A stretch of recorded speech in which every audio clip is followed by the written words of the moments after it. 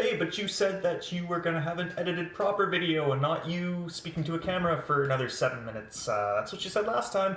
I have broken my promise due to many different things. Mostly me not having editing software on my new computer and not having anything to record with but my phone. It's gonna have to be another week or so till any of that gets sorted out. Also, this is kind of ironic, but from now on, any sort of preamble stuff like this that I'm gonna do, I'm just gonna leave till the end of the video. So just in case anyone is here to listen to what I have to say and doesn't care about the logistics and all that stuff, like, I'll just leave that out. Anyway, today I want to talk about a little thing that I see a fair bit of on the internet, and it's just something I think I got a little opinion on that might be a little less inflammatory than a lot of the conversations that are being had here and there. And that's this sort of ideological dietary wars that's, I want to say, going on, but I think it's just a beef that people have with each other. I'm speaking mostly of, like, I guess the extremes are veganism and, oh, I like eating, how can you not like bacon? Haha, I like meat because it's tasty. Those are the two sides I'm kind of, that's the dichotomy I'm dealing with here, or setting up as a straw man argument to sort of find a middle ground. So, as for myself, it's kind of a little hobby I have to sort of experiment with different diets. Like, I've done vegetarian, I've done vegetarian with fish, if that counts. I know that's a thing that a fair number of people do. I've done vegan, I've done Soylent. If you don't know what Soylent is, don't worry about it. If you do, yeah, I've done that for like basically 100% for weeks. And now I'm doing a little bit something different. I'm doing ketosis, that whole thing, which, if you're interested, look into it. Meat and grease is the way to sum it up, but it's interesting and it's my favorite so far, but that's another video for another time. Anyway, so how do I go from being a vegan to keto diet, which is largely meat, dairy, eggs, all that stuff? How do I live with myself as a person, because all that stuff is super unethical? That's sort of what I'm going to deal with here, is the argument that, hey, eating meat is unethical and you should stop, it's bad, like all these horrible nightmarish things that people say about it, which I'm going to set the argument that I'm going to make up here. I largely agree with. I think there's a big claim on that, but I also think that pushing it as far as it's being pushed creates this sort of dichotomy that we see, where it's like people that have meat as a staple in their diet and use it to sustain their life hear, you're a terrible person, you should eat nothing but vegetables, and they sort of go, I can't do that because, my life's tough enough as it is. To now cut out my main source of vitamins and nutrients and all that stuff would be really tough. So, starting off, a big sticking point that I think this whole argument revolves around is, well, how can you eat meat? How can you endorse the conditions that these animals are put in factory farms? And that, I think, is a bit of a... It's true and it's not true. It's like... It's upwards of 60. I'd say 60 to 80%. Yes, you're right. That's very bad. So, eating animals, killing animals, and factory farms, I think, are three things that you can sort of set into subcategories. So we kill our pets, which I can say from personal experience, people in my lives love more than other humans. We all have that, crazy cat person who is bonkers about their cat. It may even be you, who really loves their cat. But when you see your cat suffering, or when it comes to that point in time, you put them down, you kill them. How dare you? That's super unethical. You've made the choice to end their life. That's because we don't give those animals the same sort of conscious functionality we decide for them, hey, now your suffering isn't worth living through. We're going to put you down. And nobody really has a problem with that, right? Nobody's saying we should not euthanize animals when we're doing the opposite. We're saying like, hey, maybe we should euthanize humans when their lives are so painful they're not worth living. Okay, so there's that one thing. The next thing, and this is a tough sort of mental game to deal with because it's got a gross factor. But is there anything unethical about eating that euthanized animal? Now stay with me here. Stay with me here. Anything unethical. It's really gross, but being gross doesn't equal unethical. Being gross was the same argument that people used to sort of keep homosexuality out of the public eye and say, like, no, we can't, that's not ethical, it's gross. But gross you can be very uncomfortable with, but if someone sees fit to do that, ugh, that's fucking disgusting. But how do you sort of form a moral argument against that? So euthanasia, whatever, has a time and a place for animals. You can't really say, oh, there's only one ethical way to dispose of that meat product. And then we come to factory farms. Factory farms shouldn't be a thing, right? Like, that's the way they treat animals and all that stuff. I've actually got some pretty disturbing photos of, this is a pig from a factory farm. It's an artist's rendition, but you can see it's really sad. You can see the face. It's cruel. It's not okay. That shouldn't be happening. We shouldn't have this kind of suffering in the world just so we can wrap our shrimp in bacon, right? Like,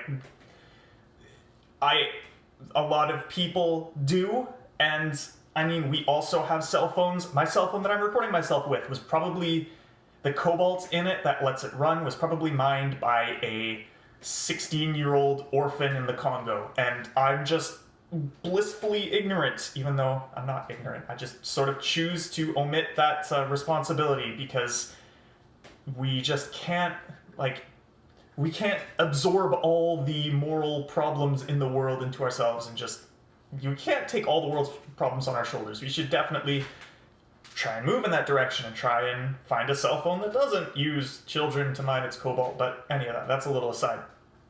So, if these animals were not in factory farms, if they were killed, is it ethical to eat of their flesh after they've died? I think it's an ambiguous answer. Like, it's not a hard yes and not a hard no. You have to keep in mind that if we didn't keep these animals on a farm, and what we're doing by putting animals in a farm, yes, is taking away their freedom, but we're also making it so they are not getting hit by cars, not getting torn to bits by all these different predators. You know, nature's not fun. R/nature is metal.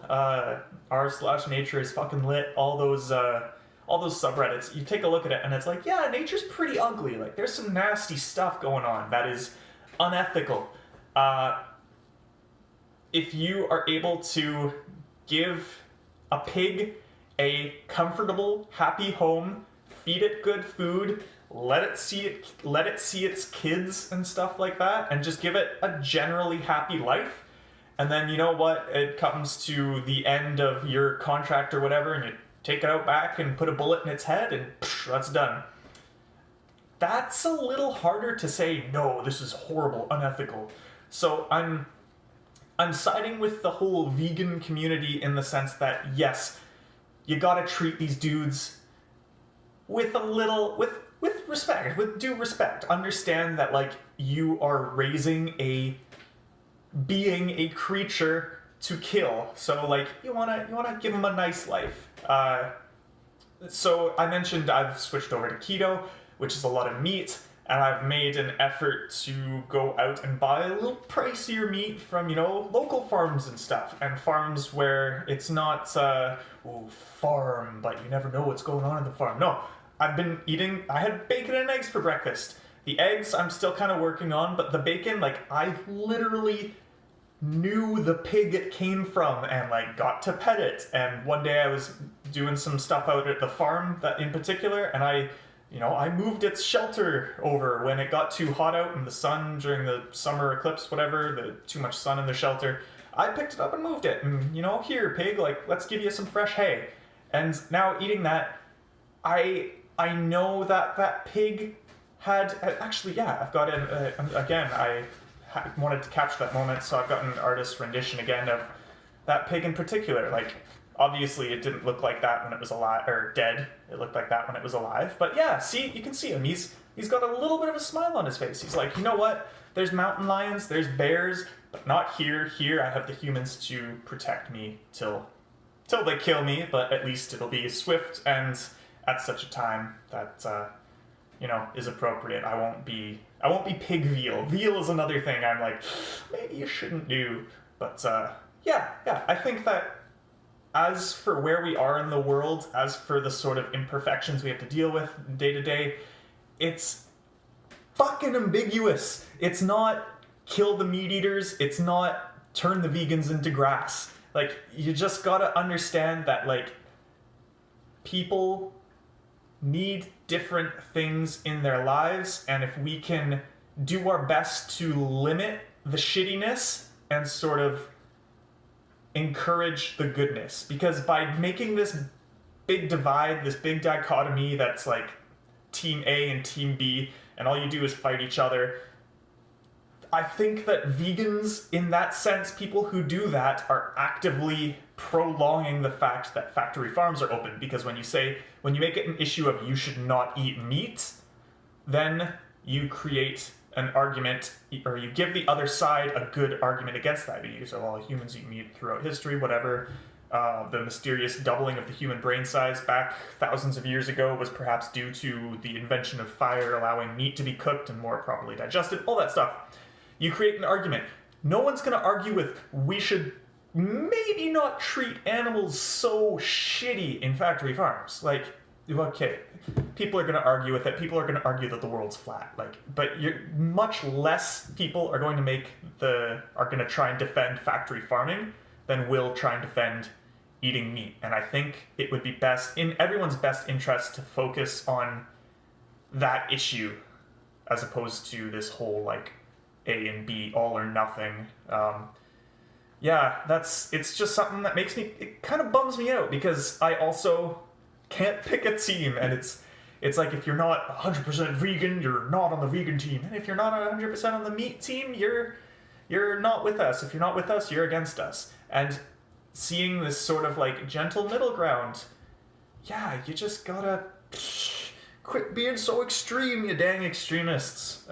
Let's focus on something that kind of matters. Maybe we should encourage lots more meat eating, but say, hey, go get your meat from farms where you know the pigs live like this, and then, hey, you might not have totally stopped animal suffering at the hands of humans because they still put bullets in their heads, but at least they're not in factory farms, and that's a step in the right direction, as opposed to, yeah, like I've been saying before.